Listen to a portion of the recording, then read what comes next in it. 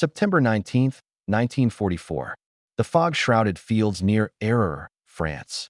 First Lieutenant Merwin Men of the 37th Tank Battalion gripped his Sherman's turret rim as his gunner peered through the periscope, scanning the mist-covered terrain ahead. They had been warned about Panthers, the formidable German tanks whose sloped armor had proven nearly impervious to standard American shells. What M and his crew didn't know was that tucked into their ammunition rack were 6 rounds that would rewrite the tactical calculus of armored warfare. 6 M93 High-Velocity Armor Piercing rounds, each containing a tungsten carbide core capable of transforming their medium Sherman into what German tankers would come to fear as an unexpected threat. The psychological impact of this ammunition would prove as devastating as its penetrating power, shattering German assumptions about American tank capabilities and forcing a complete reassessment of Panther invulnerability. The story of how a specialized ammunition type altered the balance of armored warfare begins not on the battlefields of France, but in the testing grounds and industrial facilities of the United States, where metallurgists and ballistic engineers worked against time to solve a problem that threatened to undermine American armored operations in Europe. In early 1944, the United States Army faced a dilemma that military planners had failed to anticipate.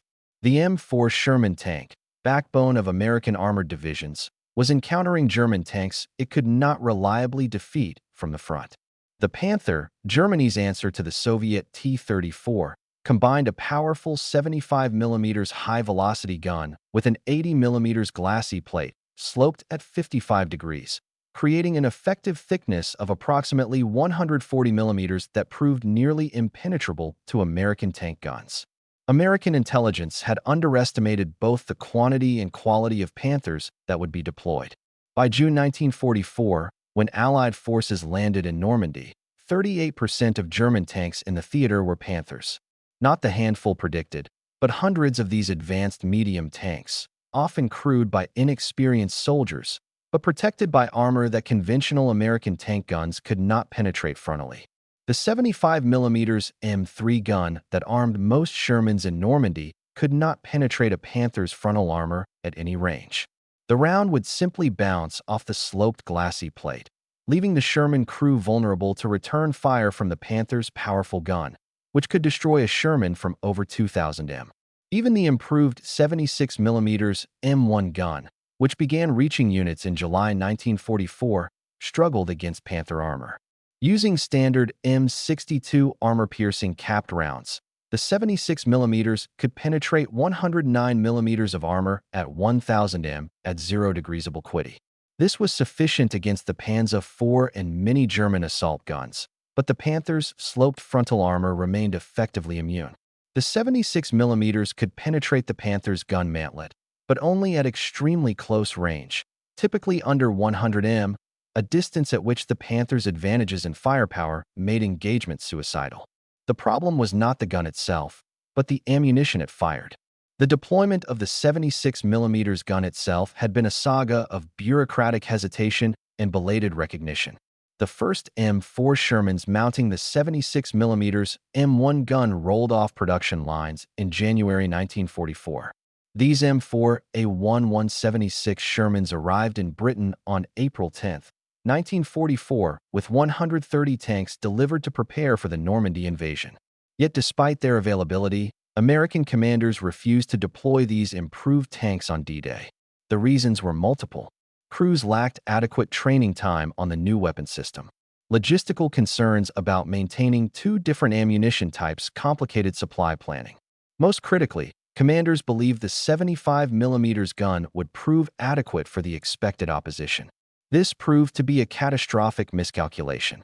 By early July 1944, field reports from Normandy painted a grim picture. On July 2nd, complaints about the 75mm gun's ineffectiveness against German armor reached General Dwight Eisenhower. His response, documented in multiple historical accounts, captured command-level frustration. "You mean our 76 won't knock these Panthers out? Why? I thought it was going to be the wonder gun of the war." The full quote, as recorded by witnesses, continued with stronger language, expressing his anger that ordnance had assured him the 76mm would take care of anything the Germans had. A board convened on July 12, 1944, determined officially what tank crews already knew from bitter experience. Standard American weapons could not defeat Panthers frontally. General Omar Bradley immediately ordered the 76mm Shermans rushed from Britain to the front. On July 25, 1944, during Operation Cobra, 102 M4A1 176 tanks made their combat debut. The initial engagement reports were sobering. While the 76mm represented an improvement over the 75mm, it still struggled against Panther frontal armor at combat ranges. Sherman crews quickly learned they needed to maneuver for flank shots or target the Panther's gun mantlet at close range, neither option being tactically desirable when facing a tank that could destroy them from 2,000 m away. The solution lay in metallurgy and physics. By July 1944, American ordnance engineers had developed the T4 round, later standardized as the M93 HVAP. High-velocity armor-piercing ammunition represented a fundamental departure from conventional armor-piercing design. The projectile consisted of a tungsten carbide core, one of the hardest materials available, surrounded by a lightweight aluminum body and ballistic windshield. This design concentrated the projectile's kinetic energy into a smaller, denser penetrator while reducing overall weight. The result was dramatic. The M93 round achieved a muzzle velocity of 1,036 meters per second compared to 792 meters per second for the standard M62 round. This 244 meters per second velocity increase translated directly into penetrating power. At 1,000 yards, approximately 914 m, the HVAP round could penetrate 160 millimeters of armor at 10 degrees obliquity. According to official War Department testing data, against the Panther's gun mantlet with its curved 100 millimeters thick cast steel on early RSSF-D and a variance later increased to 120 millimeters on the RSSF-G. This meant reliable penetration at ranges up to 1,000 m instead of point-blank distance. The mantle suddenly became a viable target for Sherman crews who had previously been forced to attempt desperate flank attacks or retreat. But the development of HVAP represented only half the solution. Production was another matter entirely. The T4 round depended on tungsten carbide, a strategic material imported primarily from China, which produced 36% of global tungsten supply before the war. Tungsten was critical to numerous war industries with machine tools, armor-piercing ammunition for multiple calibers, armor plate hardening, and various industrial processes, all competing for limited supplies. American tungsten demand for HVAP ammunition alone consumed hundreds of metric tons annually. Each 76mm HVAP round contained approximately 0.88 kilograms of tungsten carbide, meaning a Sherman carrying 6 rounds required nearly 5 kilograms of this scarce material. China produced approximately 10,000 metric tons of tungsten concentrates in 1944, but this had to serve all Allied needs across all applications. The United States supplemented Chinese imports with domestic production from limited deposits in Colorado, Nevada, and California, but total availability remained constrained. Germany's tungsten position was far worse, with Swedish imports declining sharply as the war turned against the Reich and domestic production remaining minimal. By 1945, German factories desperately hoarded tungsten for machine tools needed for aircraft engine production, while Panther crews received only standard ammunition. The United States Ordnance Department had been testing HVAP projectiles since spring 1942, but production at scale did not begin until after the Normandy landings revealed the extent of the Panther problem. In July 1944, production of 3 inches HVAP rounds for tank destroyers reached 1,000 rounds. August saw 1,000 rounds of 76mm HVAP produced. September yielded another 76mm rounds. Not until November 1944 did monthly production reach 5,000 rounds for the 76mm, ramping to 7,000 rounds per month by January 1945. By March 1945, approximately 33,000 rounds of 76mm HVAP ammunition had been produced, representing a significant industrial effort, but still a fraction of what was needed. By February 1945, the average 76mm Sherman in Europe had received a total of 5 HVAP rounds. 5 rounds to face an enemy deploying Panthers as the standard tank in Panzer divisions. A Sherman company with 17 tanks would possess 85 HVAP rounds total, while facing German units that might field 30 or more Panthers. The first HVAP rounds reached the European theater in August 1944, but their arrival was overshadowed by broader tactical problems. The Normandy hedge had forced American armor into close-quarters combat, where superior German guns could ambush Sherman columns.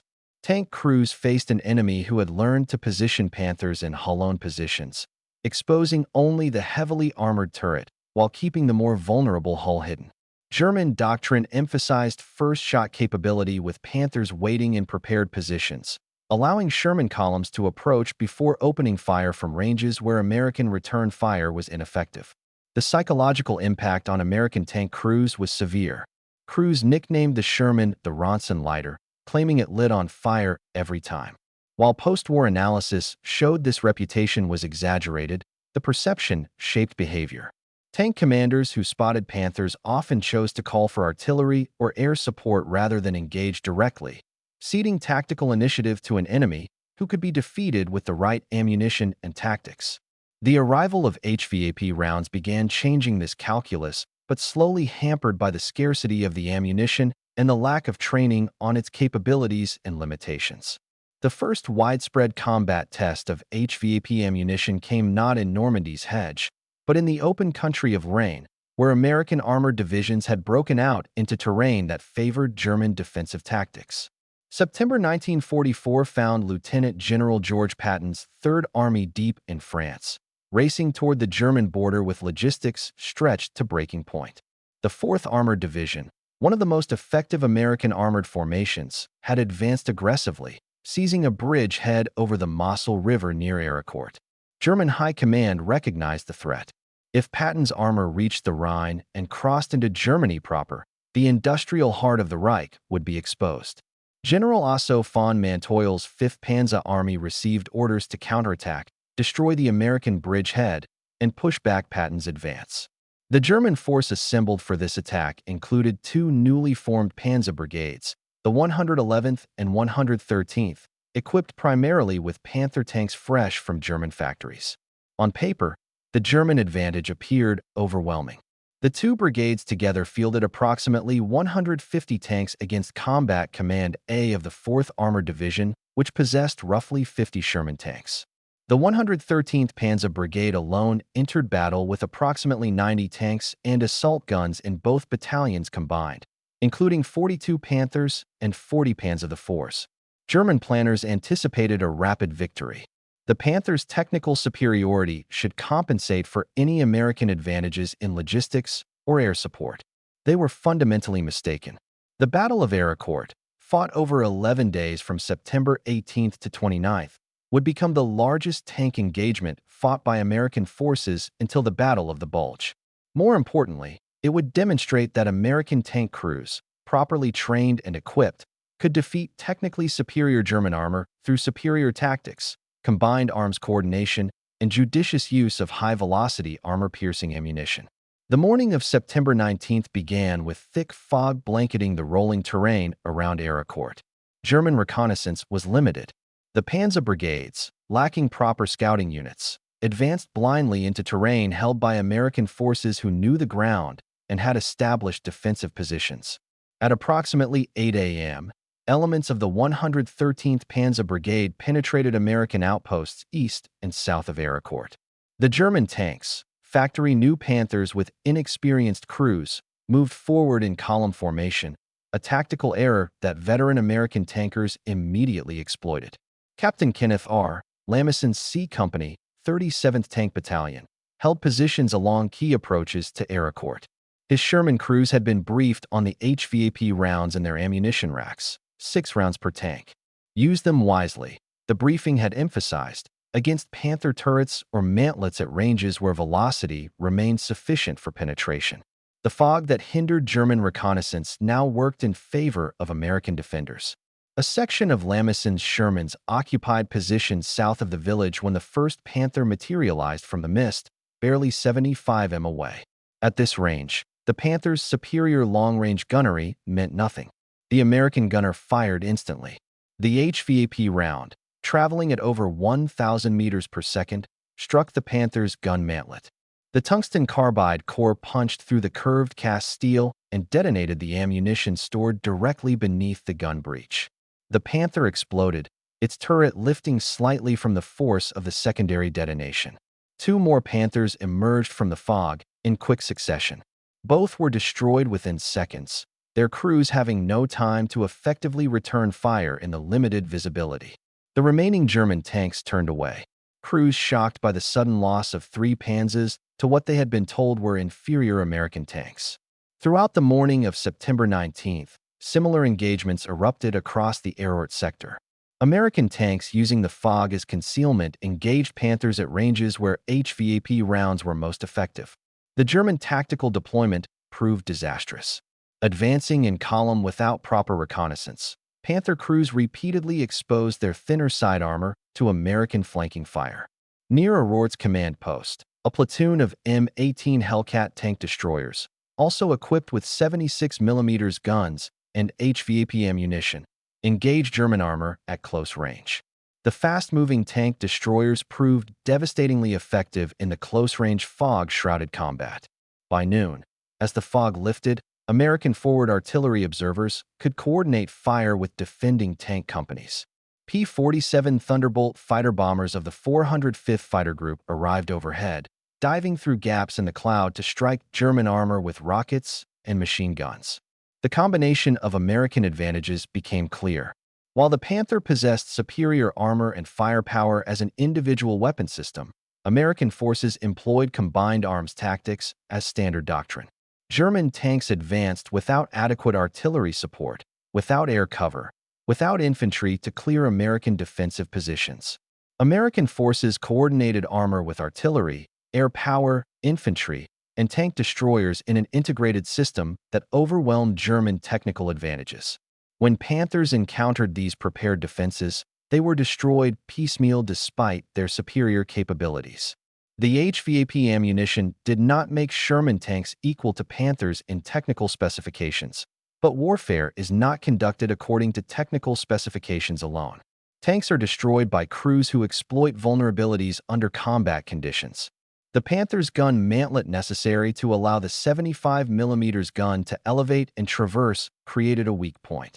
The junction between turret and hull, the side armor, the engine deck, all represented targets that HVAP-equipped Shermans could now engage successfully at combat ranges that previously had been suicidal.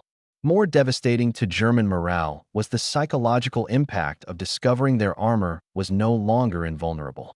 Panther crews had been trained to believe their tanks could not be penetrated frontally by American fire. Intelligence briefings emphasized the Shermans' inadequate firepower. Crews were told that as long as they kept the front toward the enemy, they were safe. The first Panther commanders to watch Sherman rounds punch through their mantlets and detonate ready ammunition learned otherwise. Survivors of such encounters carried that knowledge back to their units, spreading awareness that American tanks now possessed ammunition capable of defeating Panthers. By the afternoon of September 19th, German tank commanders were reporting to headquarters that American Shermans possessed new, more powerful ammunition. The reports were confused and contradictory. Some claimed the Americans had secretly deployed tank destroyers with 90mm guns. Others suggested the British had provided 17-pounder Firefly tanks to American units. The truth that American industry had developed specialized ammunition that partially negated the Panther's armor advantage was more troubling to German planners than any of these theories. It meant that American industrial capacity could respond to tactical problems faster than German industry could counter them. The fighting continued through September 22nd when the major German offensive efforts finally stalled. American forces had destroyed or disabled approximately 86 German tanks and assault guns. American losses stood at 25 Sherman tanks and 7 tank destroyers. The kill ratio heavily favored the Americans despite their technical disadvantage in individual tank performance. The Battle of Arracourt represented not just a tactical victory, but a psychological watershed. American tank crews learned that they could defeat Panthers without waiting for specialized tank destroyers or overwhelming air support. German crews lost the psychological security of believing in absolute frontal invulnerability. The German perspective on Arracourt was one of confusion and bitter recrimination. The 113th Panzer Brigade, which had entered battle with approximately 90 tanks and assault guns, could muster fewer than 20 operational vehicles by September 29. German after-action reports struggled to explain the defeat.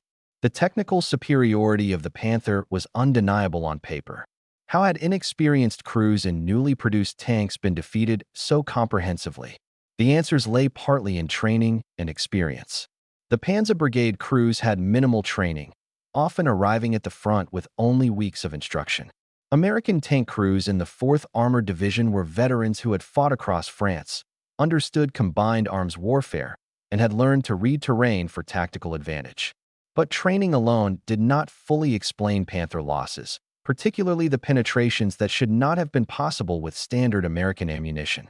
German intelligence officers examining destroyed Panthers found entry holes smaller than expected, suggesting a subcaliber projectile. Examination of unexploded rounds recovered near disabled tanks revealed the truth. The Americans had deployed tungsten-cored ammunition. This discovery had profound strategic implications. Germany itself had developed similar ammunition, the Panzergranate 40, which used tungsten cores to improve penetration. But German tungsten supplies were critically limited by late 1944 with production focused on machine tools rather than ammunition.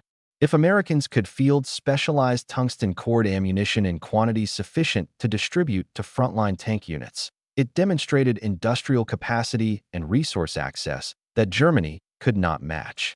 Not only were American tanks more numerous and better supported logistically, but they were now equipped with ammunition that partially negated Germany's carefully engineered technical advantages in armor protection.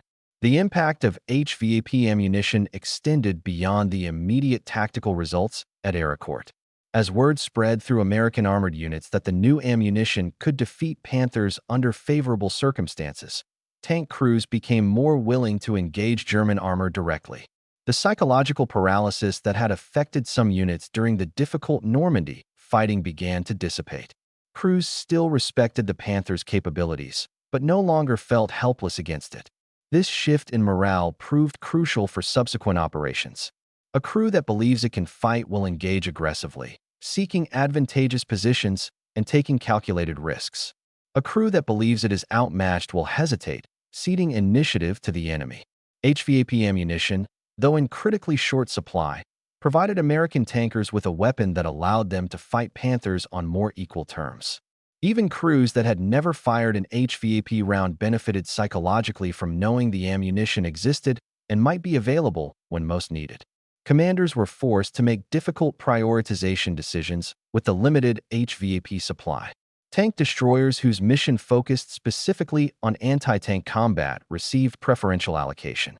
Sherman tanks with their dual role of supporting infantry and engaging armor often received fewer rounds despite encountering enemy tanks more frequently. This created operational tension between tactical needs and supply realities. The allocation system managed at multiple command levels from Army down to battalion resulted in inefficiencies. Some units received more HVAP than they could immediately use, while others exhausted their supply within days and received no resupply despite urgent requests. When German forces launched their surprise offensive in the Ardennes in December 1944, American tank units faced renewed intense pressure. The Battle of the Bulge saw hundreds of Panthers and Tiger tanks deployed in winter conditions that favored defensive fighting and limited Allied air superiority due to poor weather. American Sherman crews relied heavily on their scarce HVAP ammunition to engage German heavy armor. The shortage became critical within days of heavy fighting. Some units exhausted their HVAP supply completely and found resupply requests going unfulfilled as logistical networks struggled to deliver ammunition through snow-blocked roads disrupted by German advances. Yet, even in the difficult fighting of the Ardennes, American forces demonstrated that tactical skill and combined arms coordination could compensate for technical disadvantage. Tank crews coordinated closely with infantry, using bazooka teams to disable Panthers from close range, while Shermans provided covering fire. Artillery forward observers called in time on target missions that damaged optics, disabled tracks, and killed exposed crew members even when shells could not penetrate armor. Air support, when weather finally permitted in late December and January, proved devastatingly effective against German armor concentrated on approach roads. The Battle of the Bulge ended with German armored forces shattered, having lost hundreds of irreplaceable tanks and experienced crews in an offensive that failed to reach its objectives. By early 1945, the strategic picture had shifted decisively and irreversibly in Allied favor. American and British forces were preparing to cross the Rhine. Soviet armies were advancing from the east, having shattered German defensive lines in massive winter offensives. Germany's industrial capacity was collapsing under combined strategic bombing, loss of territory containing critical resources and manufacturing facilities, and severe shortages of raw materials, including fuel and tungsten. Panther production, which had reached 3,900 units in 1944, fell sharply in early 1945 as factories were bombed, transportation networks disrupted, and raw materials became unavailable. Even when Panthers were produced, fuel shortages often kept them immobile. German tank units in the final months frequently abandoned tanks, not because of combat damage, but because they had no fuel to operate them. The technical limitations of HVAP, while less publicized than its successes, deserve examination for historical completeness. The tungsten carbide core, while excellent at penetrating armor when conditions were favorable, was inherently brittle. Below certain impact velocities, approximately 2,300 to 2,500 foot-pers, the core could shatter on contact rather than penetrating. This meant that HVAP effectiveness declined significantly at longer ranges where velocity had decreased. The effective range against Panther mantlets was approximately 1,000 m. Beyond this distance, the probability of the core shattering on impact increased substantially. American tankers learned these limitations through combat experience, sometimes tragically. Crews that fired HVAP at Panthers beyond effective range wasted scarce ammunition and often provoked return fire from German guns that remained effective at much longer ranges. Training on proper HVAP employment was often minimal, as the ammunition arrived at frontline units faster than training materials could be developed. Many crews learned effective employment techniques through trial and error under combat conditions. Sergeant Francis Baker's documented experience on November 20, 1944 illustrated both the potential and limitations of HVAP in actual combat. His Sherman, equipped with a 76mm gun and carrying HVAP rounds, engaged a Panther at approximately 800 yards. Baker's gunner fired at least 7 rounds with multiple hits observed on the Panther's side armor. To Baker's frustration, the rounds bounced off without achieving penetration. The engagement demonstrated that even HVAP had significant limits against sloped armor at oblique angles. The Panther withdrew from the engagement rather than continuing the fight. So, the action was not a complete tactical failure, but it reminded Sherman crews that HVAP was not a magical solution. Proper tactics, careful shot placement, favorable range estimation, and advantageous angles of engagement remained critical factors. HVAP gave American tankers significantly better odds, but success still required skill and judgment. The post-war analysis of HVAP ammunition revealed both its successes and limitations. Against the Panther's gun mantlet at ranges up to 1,000 meters, HVAP was highly effective when hits were achieved, reliably penetrating and often causing catastrophic secondary explosions. Against the glacis plate, results were poor except at very close ranges and favorable angles. The extreme slope meant that tungsten-cored rounds traveling at high velocity often ricocheted or shattered on impact. This meant Sherman crews still needed to maneuver for advantageous shot angles, flanking Panthers when tactically possible. The ammunition did not make Sherman tanks technical equals to Panthers, but it gave American crews a fighting chance in engagements where previously they had little hope of frontal penetration. The Korean War, beginning in June 1950, provided another combat test of HVAP effectiveness.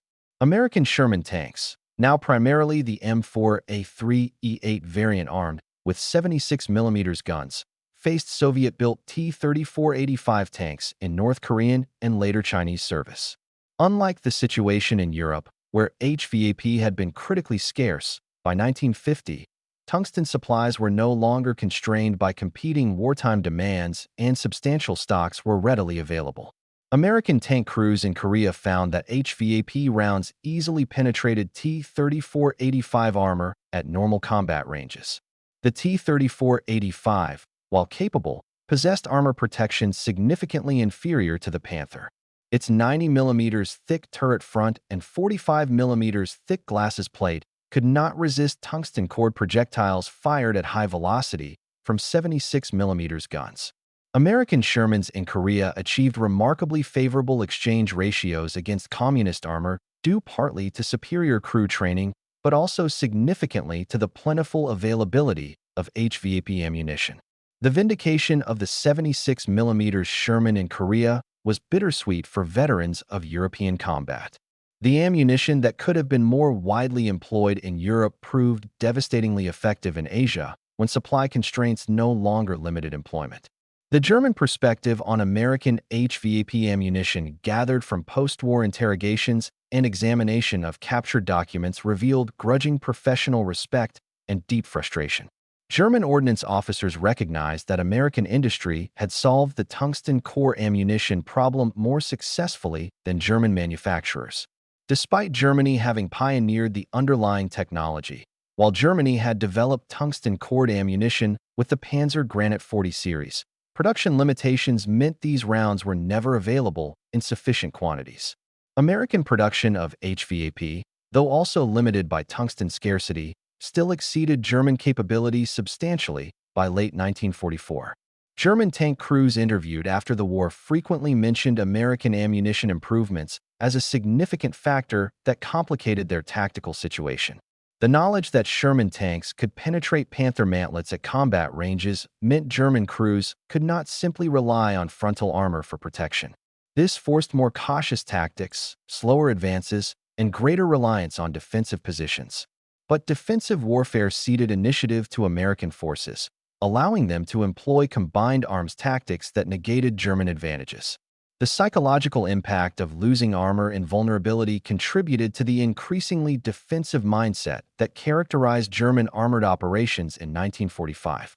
Technical analysis of HVAP projectiles recovered from German tank wrecks provided German engineers with detailed understanding of American ammunition design. The tungsten carbide core surrounded by lightweight aluminum body sections represented efficient use of scarce strategic materials that maximized penetrating power while minimizing tungsten consumption per round. The lightweight carrier body allowed higher velocities without excessive barrel wear, while the dense tungsten core retained kinetic energy over distance far better than steel penetrators. German engineers recognized these advantages, but lacked the industrial capacity and material resources to respond with similar developments. By late 1944, German tank and ammunition production focused entirely on maintaining output of existing designs rather than developing new ammunition types. The Panther's KWK 4,275mm gun already possessed excellent penetrating power with standard ammunition against Allied tanks. So developing improved German rounds was not the critical priority. Developing new ammunition would require tungsten Germany could not spare, and retooling that factory struggling under air attack could not accommodate. German tanks in the final year fought with ammunition designs dating to 1942 and 1943. While American ammunition continued improving, the Battle of Arracourt's historical significance extended far beyond immediate tactical results. The engagement proved conclusively that American armored doctrine emphasizing mobility, combined arms coordination, superior logistics, and overwhelming material support could consistently defeat German tactical methods, relying heavily on superior individual tank performance. German commanders had designed their 1944 Panzer brigades around the Panther's technical capabilities, assuming armor and firepower would compensate for inexperienced crews and limited support.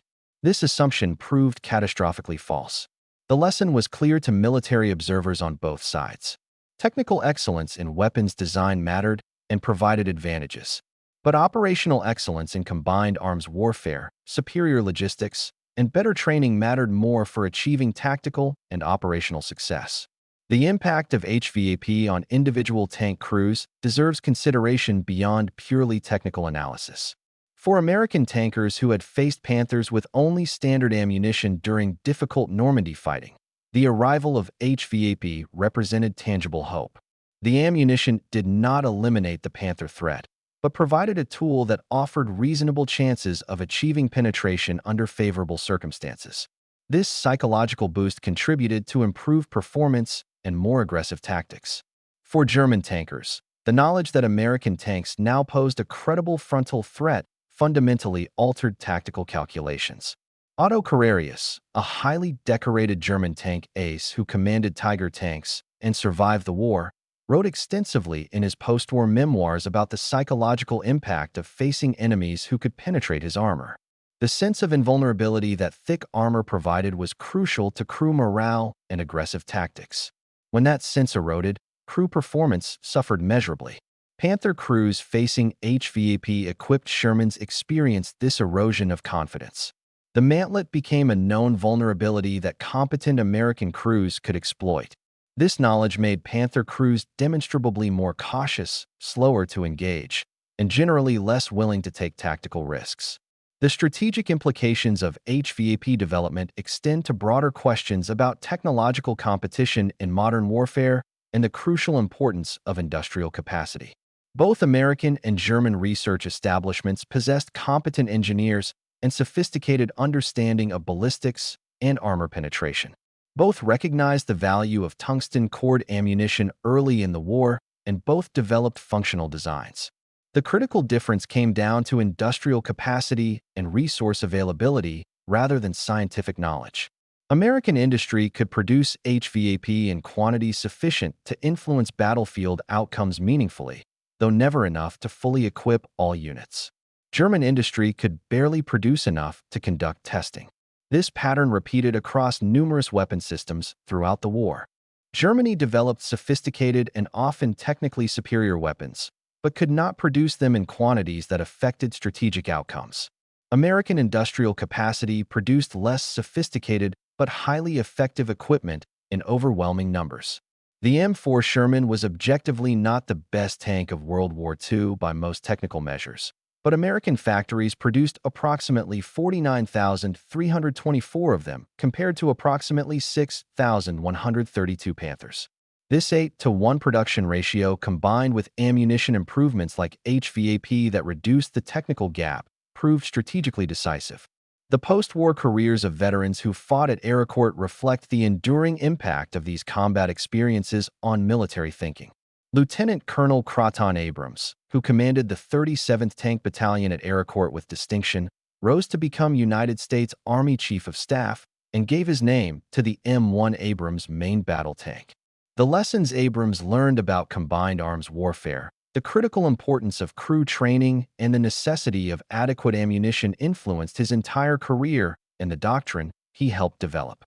The M1 Abrams was deliberately designed with a powerful 120mm smoothbore gun and sophisticated ammunition types, including depleted uranium penetrators that serve functionally the same role HVAP served in World War II. German veterans of Panther units who survived the war and later joined the West German Bunds brought different but equally important lessons. They had personally experienced the limitations of possessing technological superiority without the industrial base and logistics to support it. Bund's armor doctrine during the Cold War emphasized quality and training while explicitly recognizing that West Germany could not match Soviet numerical superiority. But Bund's planners, informed by wartime experience, also emphasized ammunition effectiveness. The Leopard 1 and later Leopard 2 main battle tanks used sophisticated ammunition designs informed by the realization that ammunition technology and crew training mattered as much as armor thickness. The conclusion of World War II in Europe, marked by Germany's unconditional surrender on May 8, 1945, ended the immediate tactical need for HVAP ammunition against Panthers. American ordnance officers systematically examining destroyed vehicles found clear evidence of HVAP penetrations on some wrecks, confirming the ammunition's effectiveness under favorable conditions while noting its limitations. Panthers hit by HVAP typically showed penetrations through the mantlet or turret face, when struck at favorable angles, but rarely through the glassy plate, which remained highly resistant. This pattern validated American tactical doctrine that emphasized flanking maneuvers and creating favorable engagement angles. The comprehensive post-war analysis concluded that while HVAP meaningfully improved Sherman capabilities against heavy German armor, the truly decisive factors remained overwhelming numerical superiority, vastly better logistics, complete air superiority, superior artillery support, and more effective operational doctrine. The transformation of American tank crews from mid-1944 to early 1945 reflected the cumulative impact of combat experience, improved equipment availability, and familiarity with specialized ammunition, including HVAP. Crews that landed in Normandy in June 1944 often felt genuinely apprehensive about facing German armor, particularly Panthers and Tigers. By early 1945, after months of sustained combat, significant training improvements, increased availability of 76mm Shermans, and growing familiarity with HVAP ammunition, American tankers approached engagements far more confidently. This psychological shift had direct tactical consequences. Confident crews fought more aggressively, took calculated risks when opportunities appeared, and exploited tactical advantages. While HVAP ammunition alone did not create this transformation, its availability and proven effectiveness contributed meaningfully to improved American armored force morale and tactical performance. The legacy of HVAP development continues influencing modern ammunition design. American armor doctrine from 1945 onward consistently emphasized ammunition effectiveness as a critical component of tank design. Modern tank ammunition uses depleted uranium or tungsten alloy penetrators, materials chosen for essentially the same density and hardness properties that made tungsten carbide effective in World War II. The underlying principle remains constant. Concentrate maximum kinetic energy into a small, extremely dense projectile moving at the highest achievable velocity. The continuity from 1944 HVAP to present-day armor piercing, finest stabilized, discarding sabot ammunition illustrates how foundational lessons from World War II continue directly influencing military technology.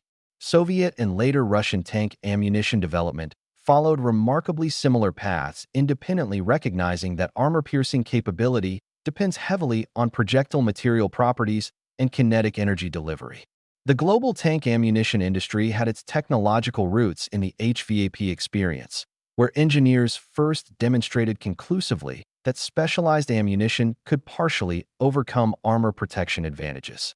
September 19, 1944, when First Lieutenant Merwin Men's Sherman crews first engaged Panthers with HVAP ammunition at Arracourt, marked a genuine turning point in the psychological balance of armored warfare.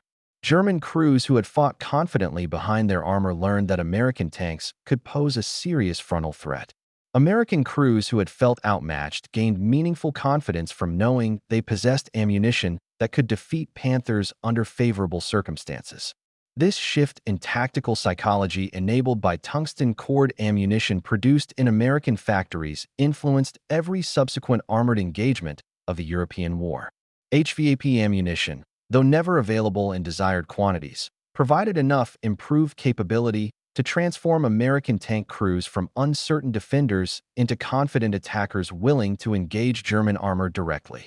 The crews who fired those first HVAP rounds in combat, watching tungsten cores punch through armor that had seemed invincible, demonstrated that industrial capacity and material science applied intelligently to urgent tactical problems could overcome seemingly insurmountable technical disadvantages. This fundamental lesson, learned at considerable cost on battlefields across Europe, remains directly relevant for military planners facing the technological challenges of modern warfare.